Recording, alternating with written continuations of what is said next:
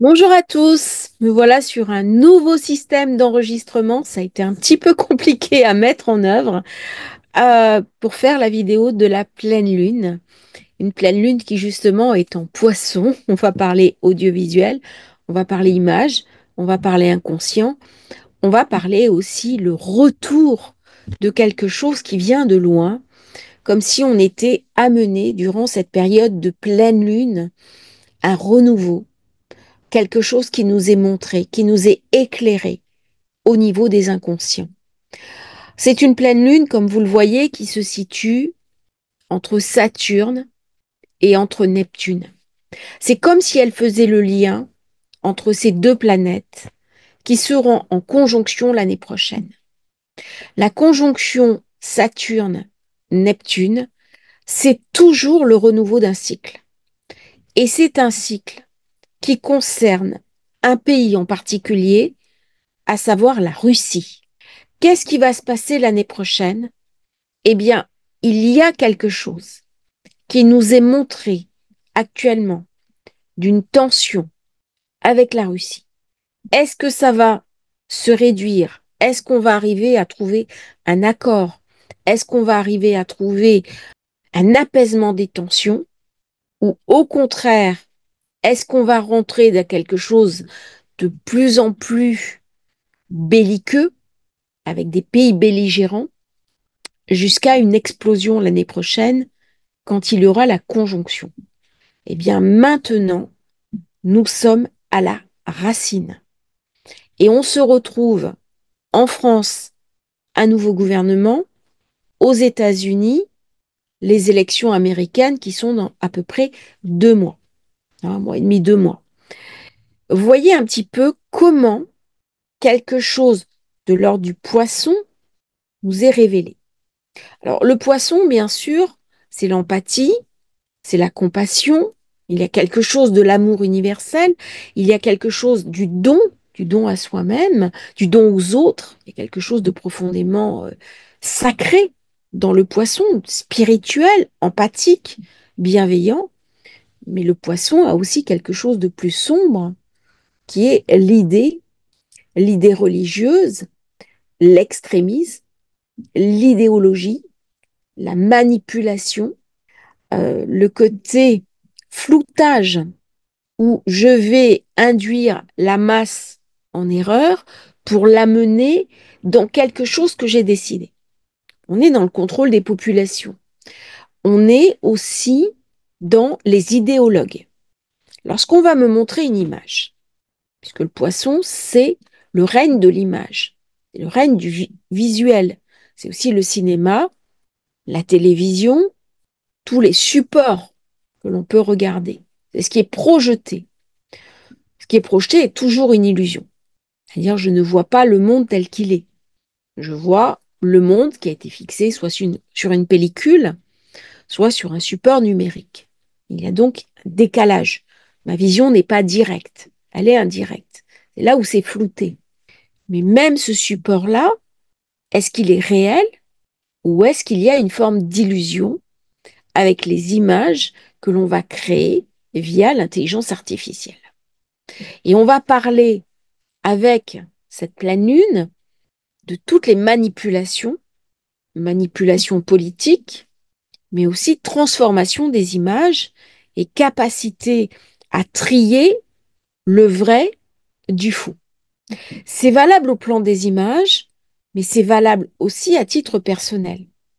Qu'est-ce qui a véritablement de l'importance pour moi? Qu'est-ce qui est fondamental?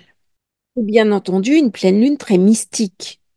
Euh, le monde dans lequel nous vivons, en particulier le monde occidental, et plus spécialement la France, a rompu complètement avec ses origines, qui étaient ses origines chrétiennes, hein, dominées par le poisson, mais les autres religions du livre sont aussi de l'ordre du poisson. On s'est affranchi du sacré et du sacré religieux. Ok, mais on est tombé dans une survalorisation du matérialisme comme un but, sans rédemption possible. On a ouvert une forme de boîte de Pandore On s'est libéré d'une chape avec Uranus, mais on s'est mis une autre charge sur le dos. Parce que si je suis réduit à n'être qu'un amas de cellules, euh, que je suis un être doté de conscience, mais que je n'ai pas une espérance au-delà de ma vie, eh bien, je vais toucher du doigt l'absurde. Et l'absurde m'amène au désespoir. Et là, on touche du doigt le côté sombre du poisson, qui est la folie, qui est la dépression, qui est aussi une forme de dépression sociale. C'est-à-dire que moi, je peux être en dépression, mais dans une société qui globalement va bien. Quand la société autour de moi commence à aller très mal, eh bien, je vais me sentir tirée par les pieds dans cette société qui va mal. Alors j'ai plusieurs choix. Soit je décide de me guérir moi-même, et c'est tout à fait possible d'être bien dans une société qui va mal, ça va me permettre d'avoir un regard lucide. Mais par contre, si je vais mal dans une société qui va mal, eh bien c'est très difficile à vivre. Et c'est ce que nous voyons, notamment au niveau des nouvelles générations de l'après-Covid, qui ont des troubles cognitifs. C'est une pleine lune qui vient me parler de tous les malaises sociaux que nous avons, de tous les abus, des violences faites aux plus faibles. C'est le procès de Mazan. C'est aussi comment on considère les enfants. Pourquoi nous ne sommes pas capables, socialement, du groupe, de regarder euh, des horreurs en termes d'abus qui sont faits à des enfants. Pourquoi est-ce qu'on tourne la tête? Nous avons toujours Jupiter conjoint à Altegia qui vient nous questionner sur ce temps du rêve, sur ce temps de l'imagination, sur notre capacité à créer notre avenir. Elle vient me dire ne tourne pas la tête. Alors sur la chaîne, quelqu'un m'avait fait une remarque en me disant que j'étais une moraliste. Avec Altegira, on n'est pas dans la morale, on est dans l'éthique. C'est complètement différent. La morale, elle est religieuse. L'éthique, c'est comment je vais me comporter dans le monde qui m'entoure du mieux que je peux, simplement parce que j'ai la conscience de mon rôle. Dans cette vision de lune, qui est aussi le côté imagination, le côté ouverture de la conscience, avec Saturne d'un côté, qui est l'incarnation, qui est ma capacité à créer quelque chose. Mais d'un autre côté, Neptune, c'est le plus haut niveau d'élévation de l'être. Je ne suis pas simplement un être doté de conscience, méditant, déconnecté du réel. Là, l'invitation, elle est à faire descendre dans le réel, dans le concret, dans la matérialité, une essence divine, une essence euh, sacrée, non pas une essence religieuse, bien que ce soit possible, mais la réponse est personnelle. On a été au bout des abus du poisson. Qu'est-ce que c'est que les abus du poisson?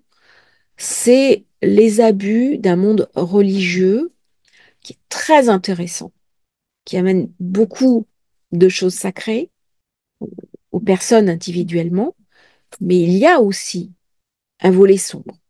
C'est ce qu'on vient de voir avec l'abbé Pierre. C'est ce qu'on voit aussi sur d'autres registres avec de l'intégrisme, quel que soit cet intégrisme. Ce n'est pas un débat que je vais ouvrir. Dans ces configurations-là, ça va me poser la question de la mesure. Est-ce que je rentre, titre personnel, dans une forme d'abus, dans une forme d'excès, dans une décorrélation du réel, ou au contraire, est-ce que je vais utiliser ces influx sacrés pour mieux vivre ma vie, pour mieux m'incarner, pour trouver une place, pour trouver aussi une forme de conscience et de puissance. Avec Neptune, avec le poisson, on est dans les eaux primordiales. On est aussi dans les eaux intra-utérines.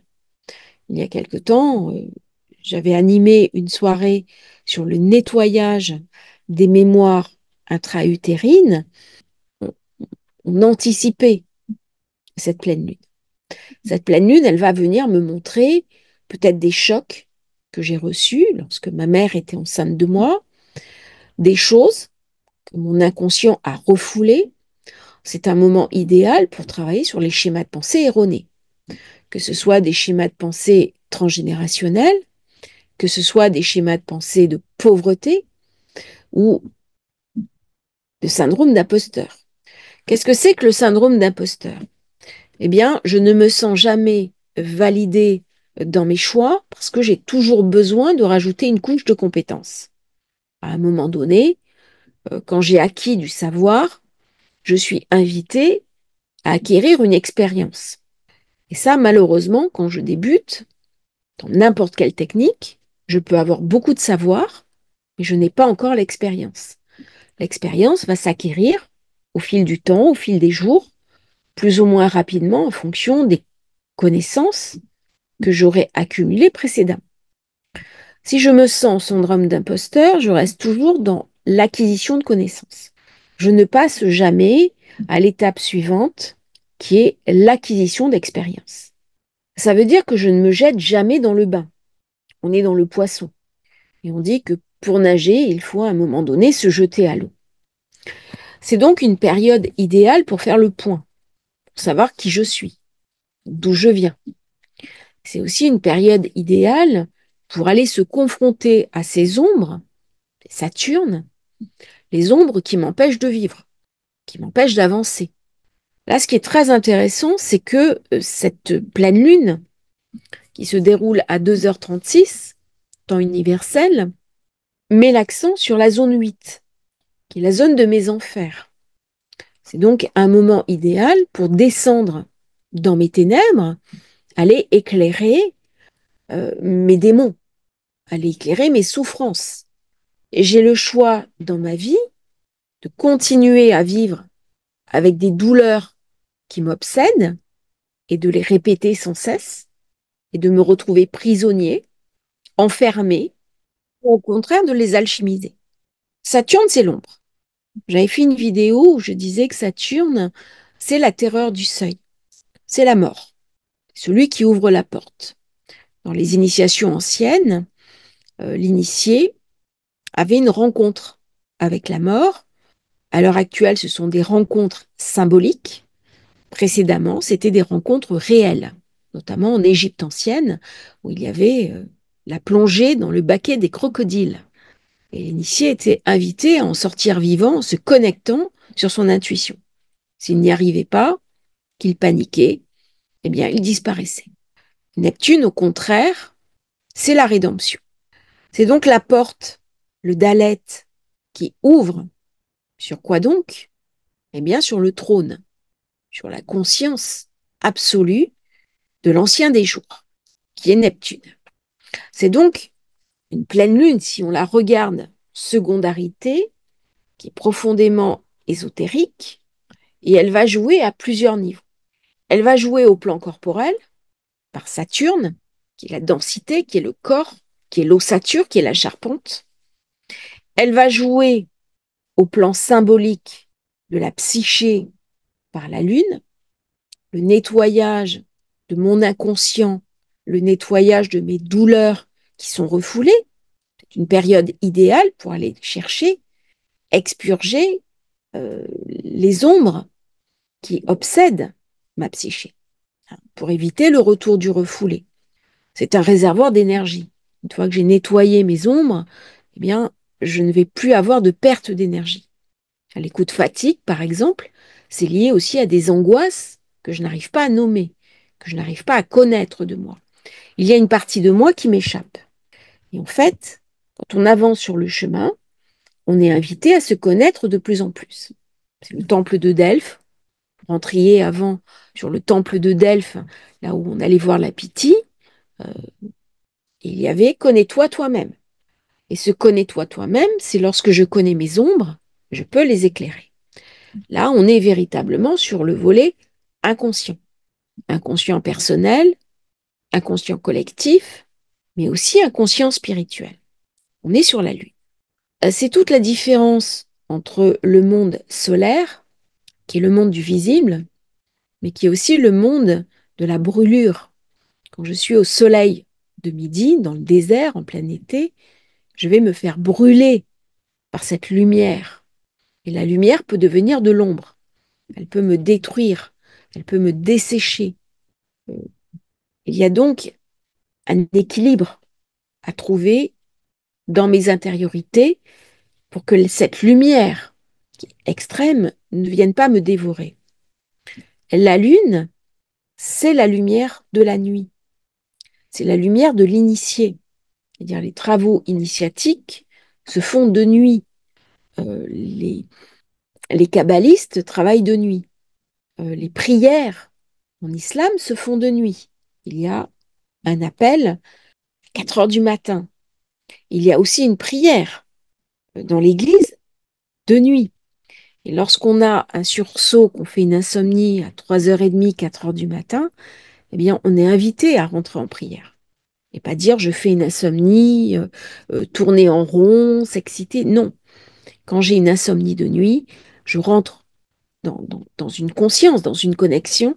Quand je dis en prière, ce n'est pas forcément religieux, encore que ça puisse l'être, hein, c'est en fonction de la sensibilité de chacun d'entre vous, mais je me connecte aux énergies célestes, aux énergies sacrées, quel que soit le nom que je leur donne. Et donc cette lune-là, elle vient m'inviter à nettoyer mes écuries d'Augias. Les écuries d'Augias, c'est un des travaux d'Hercule. C'est-à-dire que nous avons tous en nous des douleurs inhérentes à notre incarnation, simplement parce que nous sommes humains. Et aussi parce que dans notre enfance, nous avons récupéré des douleurs, parce que nous sommes issus d'une lignée, nous avons récupéré des douleurs, et nous avons parfois des douleurs dont nous n'arrivons pas à connaître l'origine. Eh bien, en connaître l'origine, c'est intéressant, mais s'en détacher sans en connaître l'origine peut aussi être une possibilité, notamment par Neptune. Et Neptune, on est dans la dernière marche de cette échelle, une échelle de chaque homme, où on monte comme ça vers le sacré, même pour guérir. Il y a une part de mon humanité qui est blessée. Il y a chez l'être humain, dans chacun d'entre nous, des douleurs qui appartiennent à notre conscience d'être incarné. C'est une invitation à faire descendre dans la matière, dans Saturne, et à ce moment-là, on va tourner à l'inverse, c'est-à-dire que dans le zodiaque habituel, on passe de Saturne, Lune, Neptune. Mais si je prends le zodiaque céleste, eh bien, on passe de Neptune, Lune, Saturne, dans le sens des aiguilles d'une montre. Et là, je rejoins la roue cosmique. Et donc, ce sont les énergies célestes de conscience absolue qui, par le filtre de la Lune, vont être reçues un petit peu cette Lune qui est un réceptacle, ce réceptacle que nous sommes tous, pas uniquement le féminin, les hommes sont tout autant réceptacles, pour aller vers Saturne, c'est-à-dire la descente dans la matière. Et là, je ne parle plus d'une spiritualité déconnectée du réel. Je parle d'une spiritualité qui est capable de descendre et de se vivre au quotidien, au jour le jour, dans les actes de notre vie, par l'éthique que l'on va offrir aux autres. Comment est-ce que je me comporte dans ma vie de tous les jours?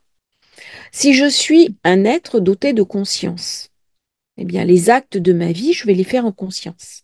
Comment je vais me positionner? Eh bien, du mieux que je peux.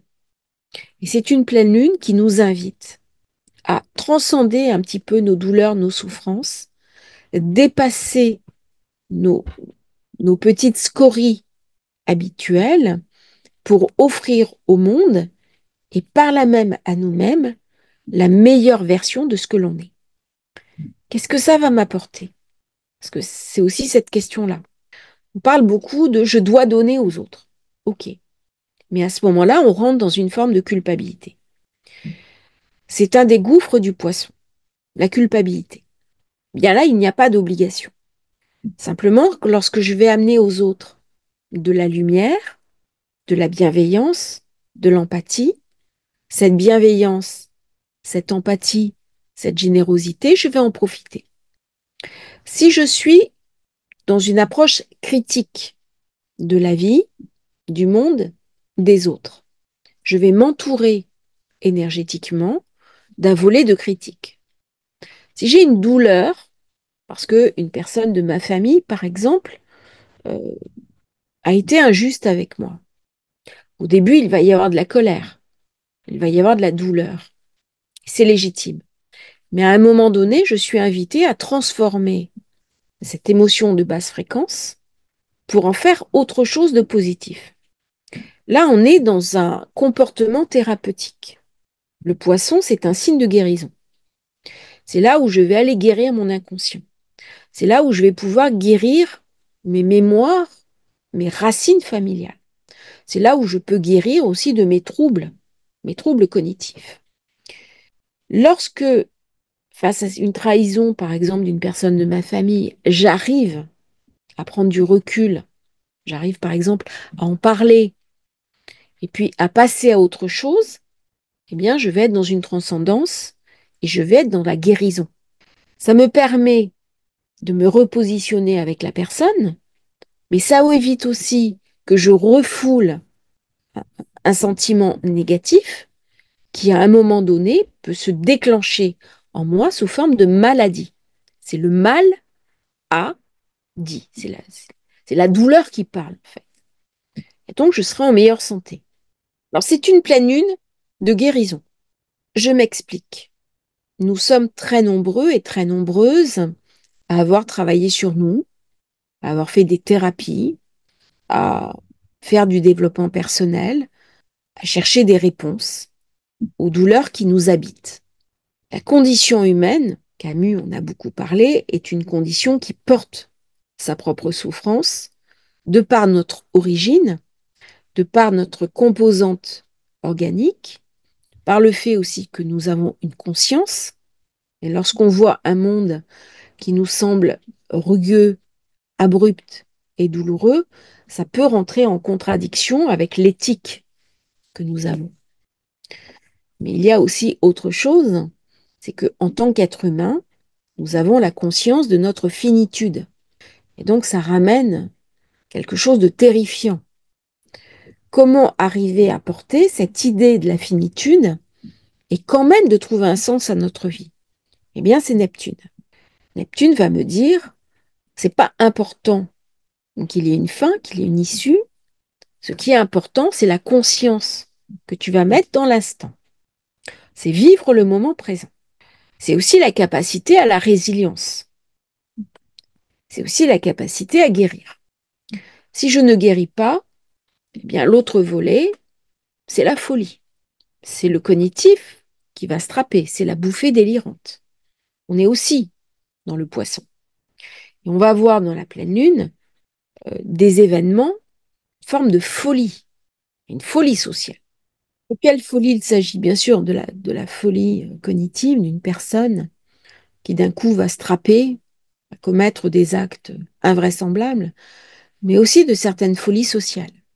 Euh, je me souviens d'une chronique de Marianne, le journal, qui disait le monde est fou. Eh bien, c'est ça dans le poisson. C'est cette capacité à comprendre et à voir le monde dans ce qu'il est délirant. C'est très loin du pragmatisme paysan, qui a souvent été utilisé, par exemple en France, où il y avait un bon sens, y compris chez les politiques. En ce moment, c'est différent. Il y a une espèce de brume d'idéal, voire d'idéologie, et parfois même de propagande. Beaucoup parlé du poisson, de la propagande avec Neptune, des groupes aussi de propagande. On a eu, il y a quelques jours, quelqu'un qui appelait à l'intifada à Paris. Là, on est en plein dans ce qui est montré là. D'un coup, il y a quelque chose qui s'invite en France, à Paris, d'un autre pays et d'une autre réalité. Et là, il y a un décalage. Poisson, il est double, hein. On peut trouver terrible ce qui se passe là-bas. C'est un fait, c'est abominable. Mais est-ce que je dois déclencher une guerre civile? parce que là-bas, il y a quelque chose qui ressemble vraiment à une guerre civile. Hein, c'est deux groupes, deux communautés qui s'affrontent, c'est abominable. Voilà. Et c'est là où il y a un jeu politique, un jeu de manipulation.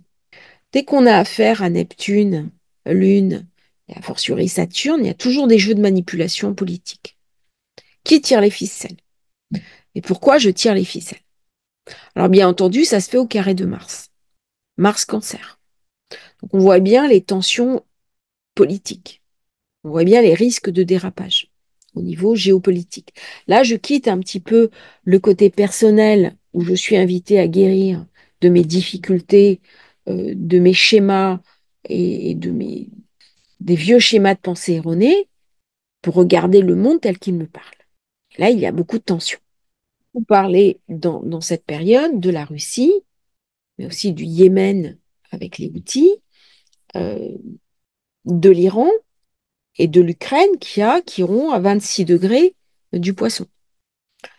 Alors, il se pourrait aussi qu'on parle du Venezuela, de la Lituanie, du Tibet, de l'Estonie, de la Finlande, et peut-être de la Colombie. On va parler de l'Iran aussi. Ce sont des pays qui sont touchés par les configurations de cette pleine lune. On va retrouver quelque chose du passé, d'un accord du passé, qui va sans doute être rompu. Il y a toujours eu, entre les pays de l'OTAN et le bloc soviétique, un accord comme quoi jamais de confrontation directe. Est-ce que ce pacte ancestral issu de la guerre froide, qui a toujours maintenu la paix, va être tenu ou pas? C'est la question qui va être posée dans les jours qui suivent. Visiblement, Washington et Londres ont temporisé en disant non, on ne veut pas d'affrontement direct avec la Russie, parce que sinon, c'est la porte ouverte à une folie dans laquelle nous allons tous sombrer. Il y a un véritable avertissement dans cette pleine lune. Alors bien sûr, Mars en cancer, il a envie de rentrer dans quelque chose de très guerrier, mais il est tenu par Saturne. Lorsque Saturne contrôle Mars, il y a la capacité à faire rentrer le guerrier du zodiaque dans un cadre où il est tenu par la politique. C'est-à-dire les soldats, eh bien, ce ne sont pas eux qui décident des opérations à mener sur le terrain. Il y a un encadrement derrière. Ça se fait avec un état-major. Et l'état-major est au service du gouvernement. Jupiter mal aspecté, il y a des intérêts économiques qui vont être mis à mal. Des nouveaux projets qui ne vont pas se faire. Des tensions entre gouvernements. J'ai toujours Jupiter dans ce carré à Saturne. Il y a des frictions entre différents pays. Il y a aussi des frictions entre les pays et les systèmes de communication. Je pense notamment à Telegram, mais il y a aussi X. Là, on est sur le carré Jupiter-Mercure. Il y a une volonté de contrôle, une volonté d'encadrement. Et il y a un très bel aspect qui autoriserait tous les possibles. C'est Vénus quinconce Neptune. Au début, l'autre est mon ennemi. On s'affronte sur un terrain de belligérance. Mais en secondarité, je suis invitée à trouver un accord avec lui. C'est Vénus, Neptune, qui sont deux planètes qui s'entendent très bien, puisque Vénus est l'octave inférieure de Neptune. C'est aussi une période où on va parler d'affect, d'amour et de relations affectives. On voit bien avec Vénus-Pluton que l'idée du couple, l'idée de la relation a été mise à mal, je dirais, par l'époque moderne. Ce que je vois dans mes rendez-vous, ce sont des personnes qui souffrent de leur solitude, non pas au sens de la dépendance, mais qui très souvent me disent ça manque une épaule, ça manque un partage, parce que j'aimerais rencontrer quelqu'un et ça ne se fait pas. On a l'impression que des murs sont érigés entre les personnes. On a de plus en plus de mal à rencontrer l'autre. on a de plus en plus de mal à s'ouvrir à l'autre. Lorsque je suis ouvert, lorsque je suis en situation d'ouverture, je pense notamment à avoir le sourire, avoir le regard qui va accrocher l'autre, eh bien, je peux rencontrer l'autre. Si je me mets en situation de protection parce que j'ai peur, eh bien, je vais me fermer. Et c'est toute la question de la société dans laquelle je vis. Est-ce que c'est une société de la peur, de la phobie, ou est-ce qu'on va arriver à dépasser ça pour mettre une société de la confiance en place? Actuellement, c'est une société de la peur qui prédomine, entretenue par de la criminalité à juste titre, entretenue aussi par l'image qui nous est transmise par les médias, par la publicité, parce que la peur fait vendre. C'est aussi un outil marketing, mais il y a un prix à payer. Ce prix à payer, c'est le désespoir des gens, collectivement et individuellement. C'est aussi la perte de repères, notamment dans les nouvelles générations. C'est aussi le non-renouvellement des populations. Lorsqu'on est dans une société basée sur la peur, on ne peut pas se projeter. Et donc, on n'a pas d'enfants. Ce n'est pas uniquement des causes économiques. La véritable raison, c'est qu'il y a une forme d'anxiété collective, l'anxiété par rapport à l'écologie, par rapport au lendemain, par rapport à la paupérisation. Et c'est global. Et donc, il y a un prix à payer. Et ce prix à payer, il est énorme. C'est celui que Vénus-Pluton vient questionner. Soleil-Pluton, on va me montrer des choses fondamentales. Si je regarde bien, j'ai une pyramide. Au haut de la pyramide, c'est Uranus. Uranus, dont je n'ai pas encore parlé, qui fait un très bel aspect à Pluton et qui fait un bel aspect à la Lune et à Neptune. Au Soleil également. Uranus vient me parler de liberté, de désidentification. C'est-à-dire que je suis invitée à nettoyer mon inconscient par cette pleine lune pour aller vers une libération. Lorsque je n'ai plus d'ombre à l'intérieur de moi, ça me fait un réservoir d'énergie. Et ma vie, à ce moment-là, euh, je la prends en main.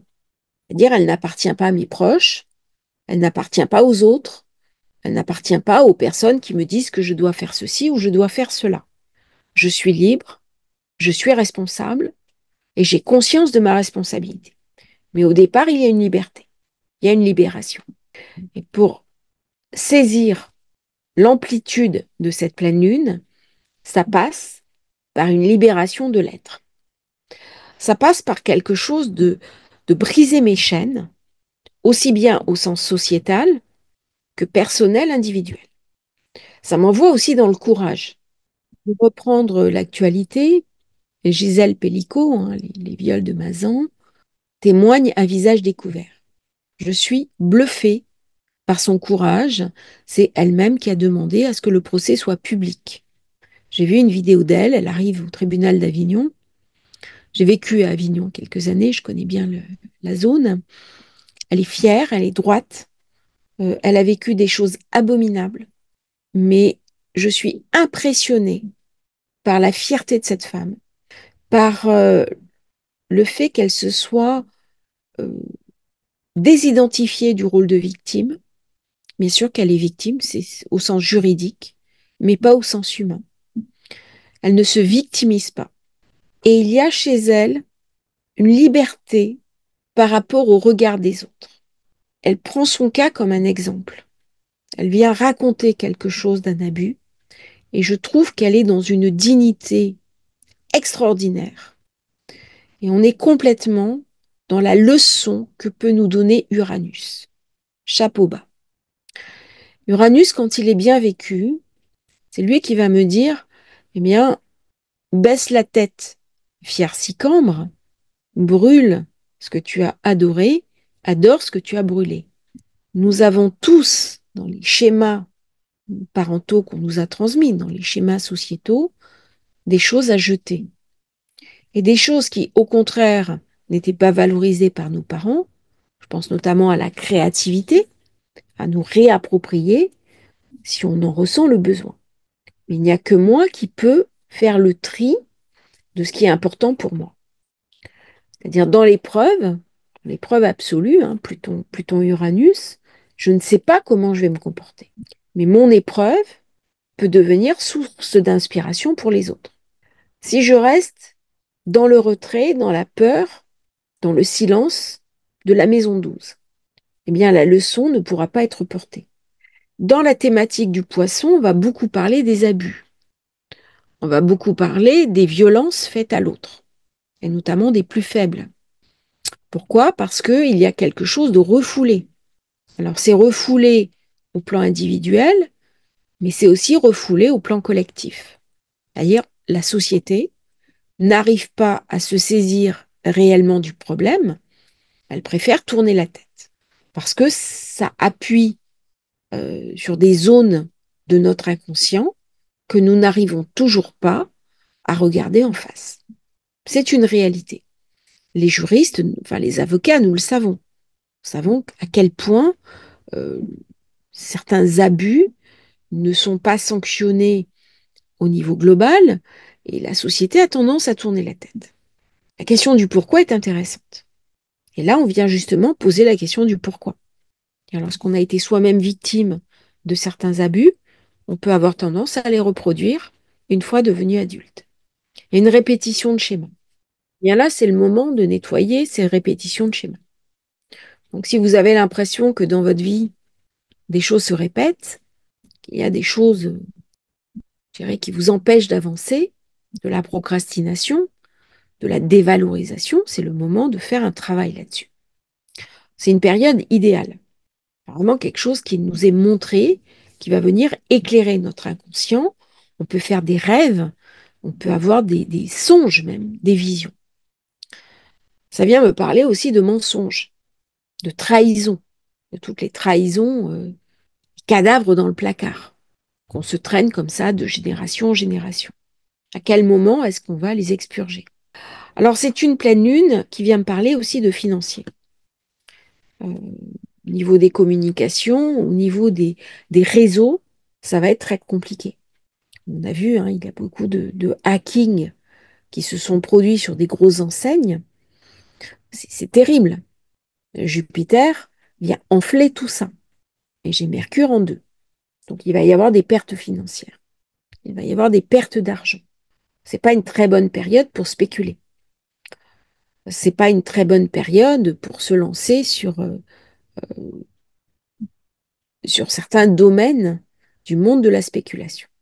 C'est une période qui financièrement va être très instable. Beaucoup, beaucoup de volatilité. Nous avons bien sûr Uranus qui est rétrograde. Bon, j'en ai parlé dans une vidéo, hein. Les inondations, le climat, des phénomènes météorologiques erratiques. Alors quelqu'un m'a dit c'est la Niña, tout à fait d'accord. Mais lorsque Uranus devient rétro, il y a toujours un processus qui s'enclenche parce qu'il y a une charge électrique qui se densifie. Et donc il faut qu'elle s'évacue.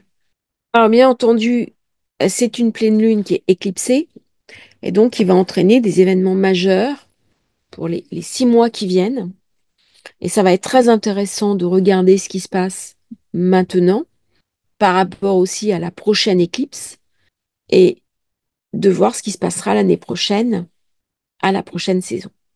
Donc il y a quelque chose là qui nous est montré, quelque chose à saisir, à comprendre et qui va enclencher un mouvement pour les 6 prochaines périodes. Je ne crois pas à un embrasement général du monde.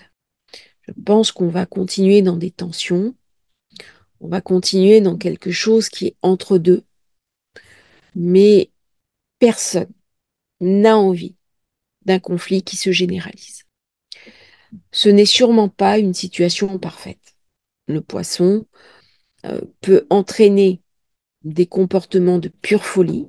Il est possible que dans les temps qui viennent, on voit des gens devenir presque fous, avoir des paroles délirantes, avoir des comportements complètement dingues, mais je ne pense pas, je peux bien sûr me tromper, que nous allions, tout au moins avec cette pleine lune, vers quelque chose qui se généralise.